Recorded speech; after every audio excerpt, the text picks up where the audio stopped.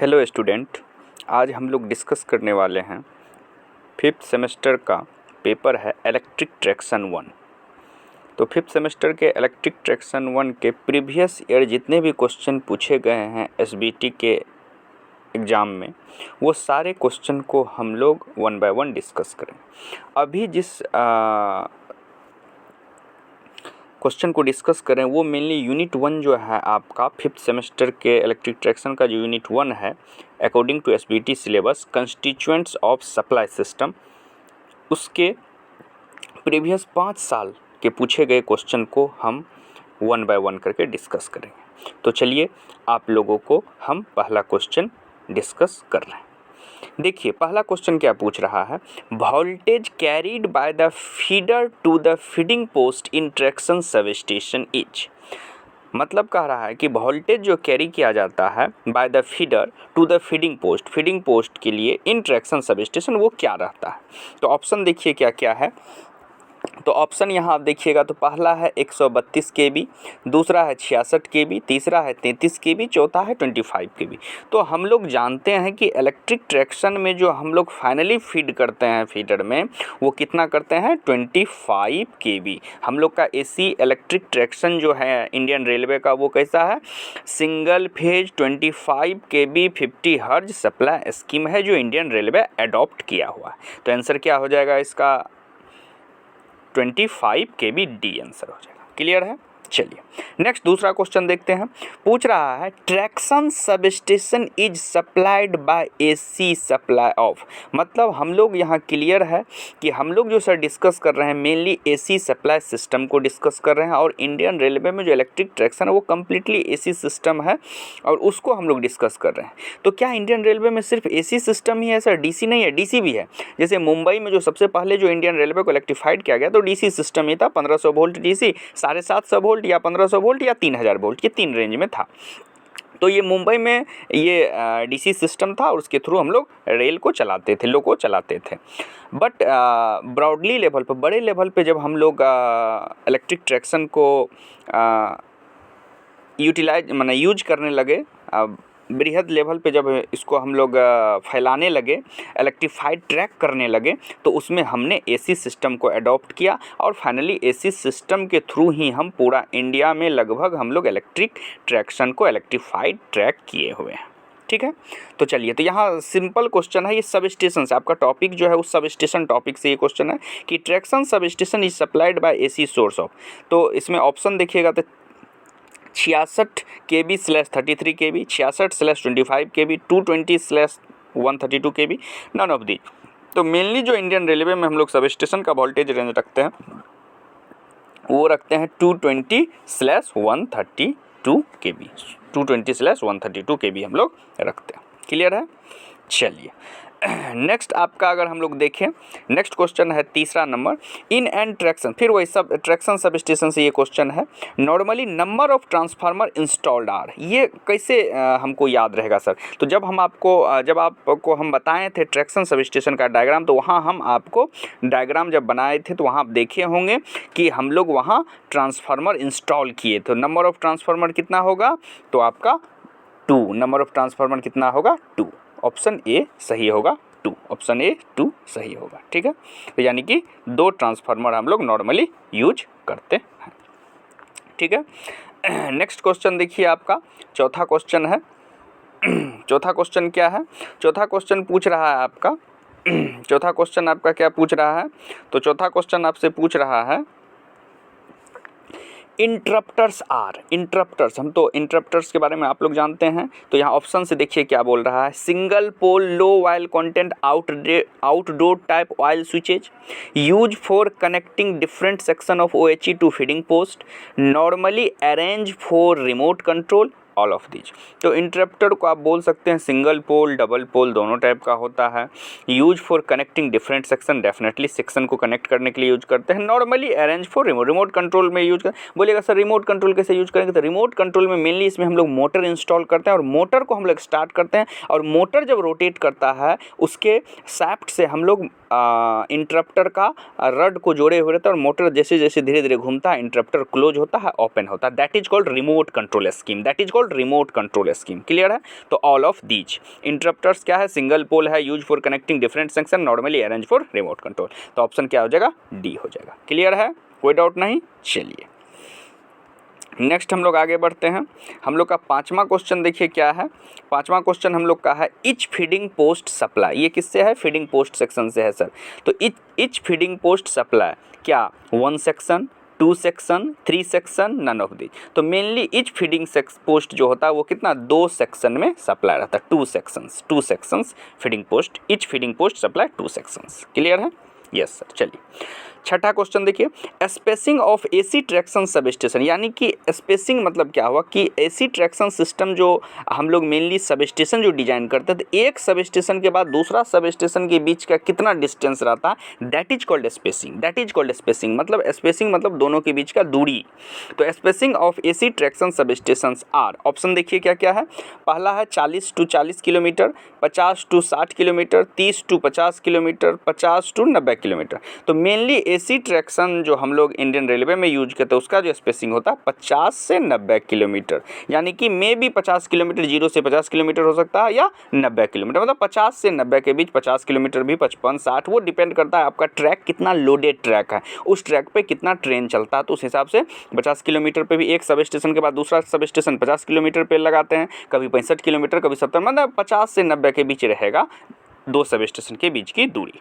चलिए ये भी क्वेश्चन आपका क्लियर हो गया कंसेप्ट। नेक्स्ट अगर हम बात करें सातवां क्वेश्चन हम लोग का, सातवां क्वेश्चन का अगर हम बात कीजिएगा तो लिखा है the maximum distance of location of sub station for feeding post. ये कह रहा है कि आप इससे पहला जो छठा क्वेश्चन था वहाँ तो 2 एसी ट्रैक्शन सब स्टेशन के बीच की दूरी, तो 50 से 90 के बीच, यानी कि 50 किलोमीटर पे भी दोनों को रख सकते हैं, 60, 65, 90 किलोमीटर पे दोनों, यानी पहला के बाद दूसरा 50 किलोमीटर पे, इसका मतलब ये। लेकिन सातवां क्वेश्चन क्या पूछ रहा है कि the maximum distance of location of sub station from feeding post, यानी कि जहाँ आपका फीडिंग पोस्ट है सब स्टेशन से फीडिंग पोस्ट का डिस्टेंस कितना हो जाए, या substation to substation distance था छठा क्वेश्चन, और सातवां क्वेश्चन है sub station to feeding post. तो सब स्टेशन से फीडिंग पोस्ट का ऑप्शन अगर देखिएगा तो यहाँ दिया है 3 किलोमीटर, 4 किलोमीटर, 5 किलोमीटर, 2 किलोमीटर।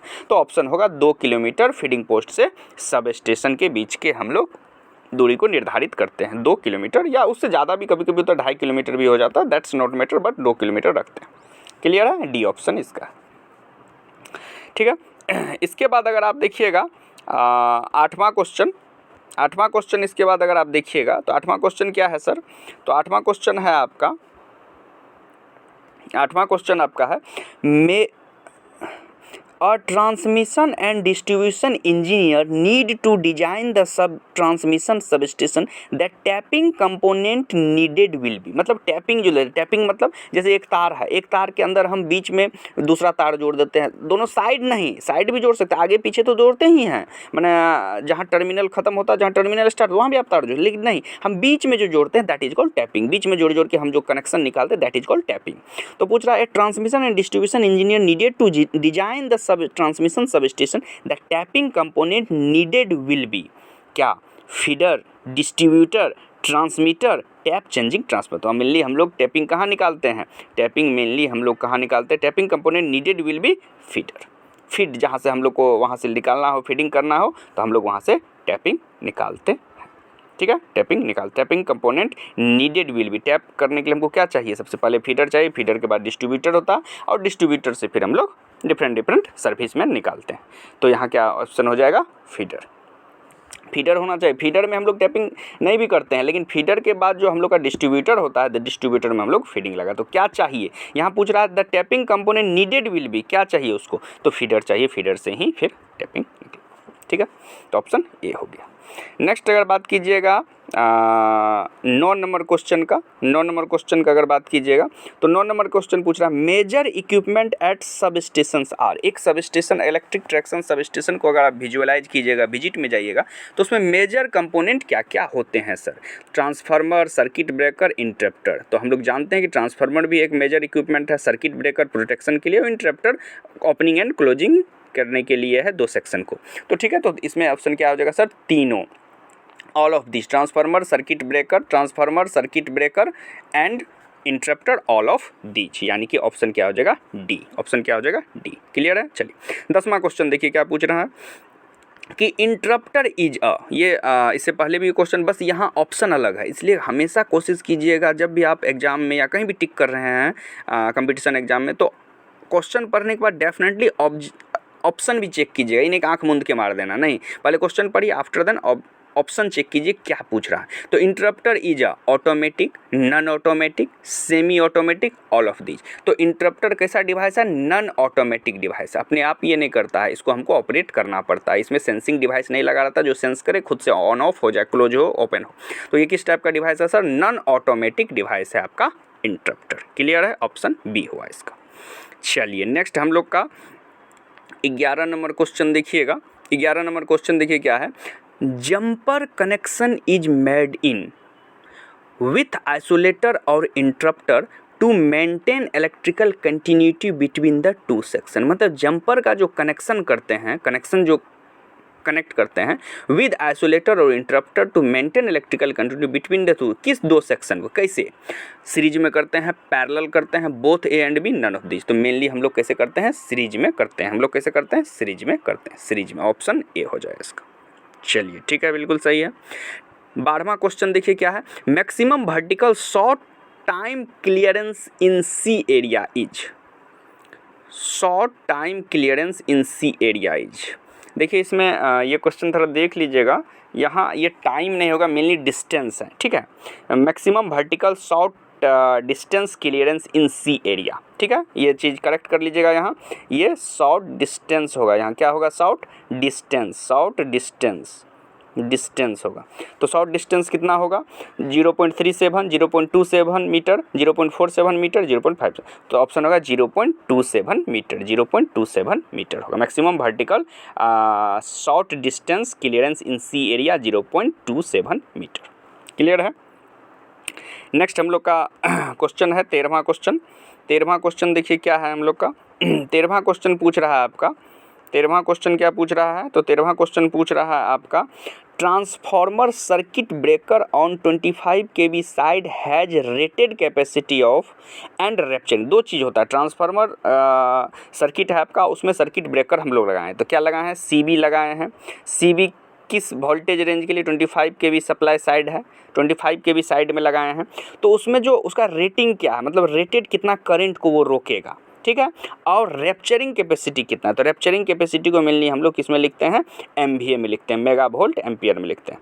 तो देखिए 750 ऑप्शन देखिएगा, 450 ampere, 500 MVA, 540 ampere, 500 MVA, 440 ampere, 500 MVA, 750 ampere, 500 MVA होगा, ठीक है, MVA। तो कहने का अर्थ है क्या होगा सर, इसका जो रेटेड कैपेसिटी होगा 25 kV साइड, ये याद रखिएगा, 25 kV साइड मतलब इनकमिंग लाइन में या आउटगोइंग, 25 को फिर स्टेप डाउन करके हम लोग 25 kV के इनकमिंग साइड में कितना होगा सर, तो वहाँ 132 kV का लाइन अगर आएगा तो 132 kV के हिसाब से, लेकिन आउटगोइंग जो लाइन होगा 25 kV लाइन होगा, जो हम लोग फीडिंग पोस्ट के थ्रू मेनली OHE में फीड कर देते हैं। तो 25 kV के साइड जो हम लोग लगाते हैं सर्किट ब्रेकर, ये 750 एम्पियर रहता है, उसका क्या करंट रेटिंग कैपेसिटी, इतना करंट तक बहेगा, और रैप्चरिंग कैपेसिटी 500 MVA, पावर के फॉर्म में बोल रहा है, 500 मेगा वोल्ट एम्पियर, ये पावर का रेटिंग है, वो करंट रेटिंग है, ठीक है।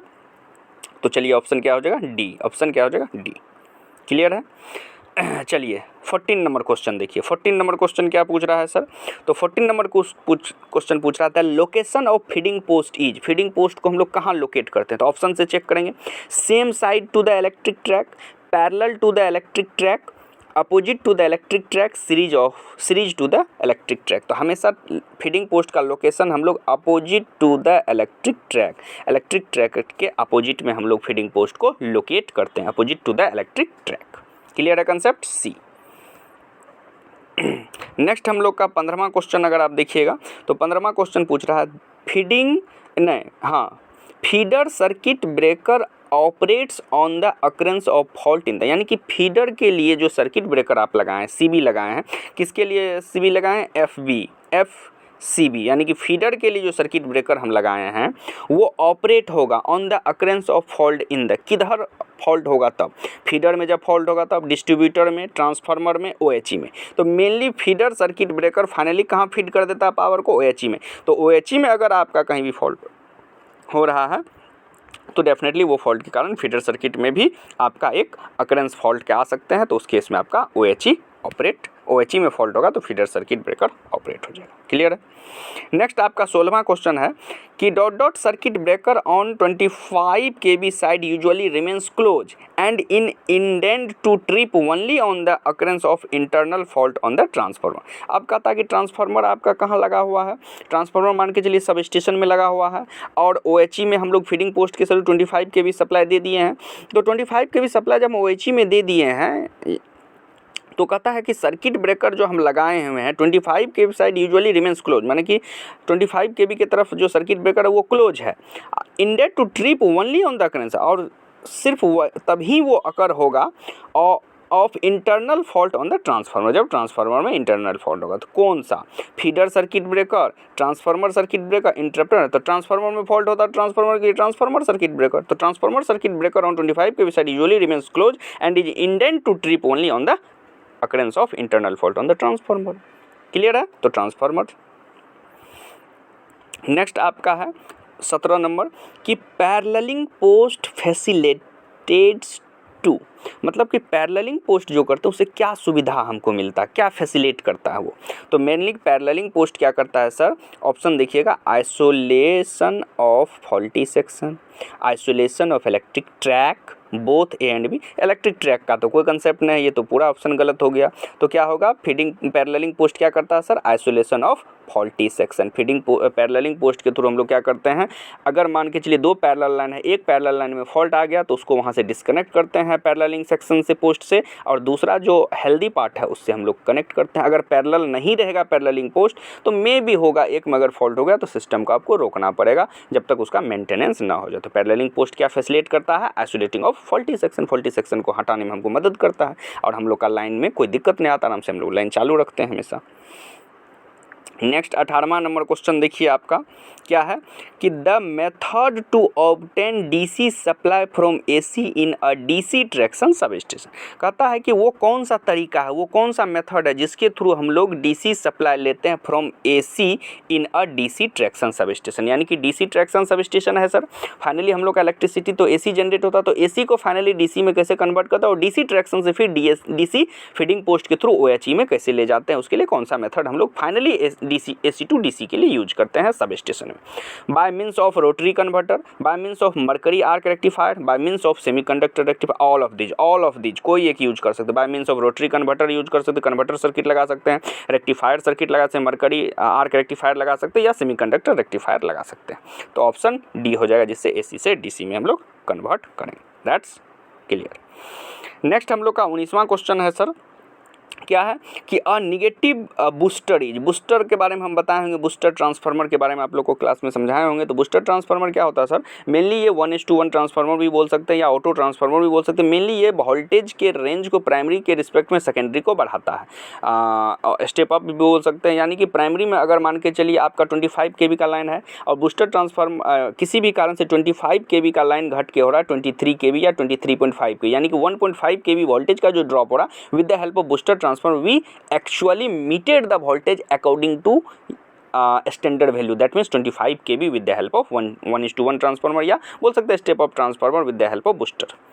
तो यहाँ ये चीज़ नहीं पूछ रहा है, यहाँ क्वेश्चन पूछ रहा है negative booster is. Negative booster मतलब क्या होता है, सेल्फ एक्साइटेड अल्टरनेटर होता है, सेपरेट एक्साइटेड अल्टरनेटर होता है, सेपरेट एक्साइटेड जनरेटर होता है, सेल्फ एक्साइटेड जनरेटर। यहाँ अल्टरनेटर जनरेटर, तो देखिए दोनों वर्ड सेम है, इसमें कन्फ्यूज नहीं होगा जनरेटर अल्टरनेटर, बस थोड़ा सा ये डिफरेंस है। अल्टरनेटर कहीं भी बोलता है तो मेनली वो एसी जनरेशन के लिए बोलता है और जनरेटर कभी भी बोलता है तो मोटा मोटी वो एसी तो जनरेट होता है सर, बट डीसी फाइनली हम लोग को आउटपुट में निकलता है। तो वही पूछ रहा है self excited alternator, separately alternator मतलब एसी, फाइनली उसका आउटपुट एसी निकल रहा है सर, लेकिन सेपरेटली एक्साइटेड जनरेटर और सेल्फ एक्साइटेड जनरेटर मतलब मे बी उसका जो आउटपुट होगा सर जनरेट हो रहा होगी AC, but may be DC output निकल रहा होगा। तो यहाँ निगेटिव बूस्टरेज क्या होता है, सेपरेट एक्साइटेड जनरेटर होता है, सेपरेट एक्साइटेड जनरेटर होता है और negative booster.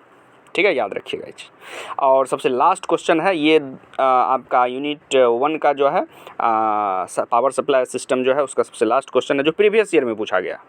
25 kV traction system needs the supply of, किस टाइप का सप्लाई होता है, single phase, 2 phase, 3 phase, 3 phase and neutral wire.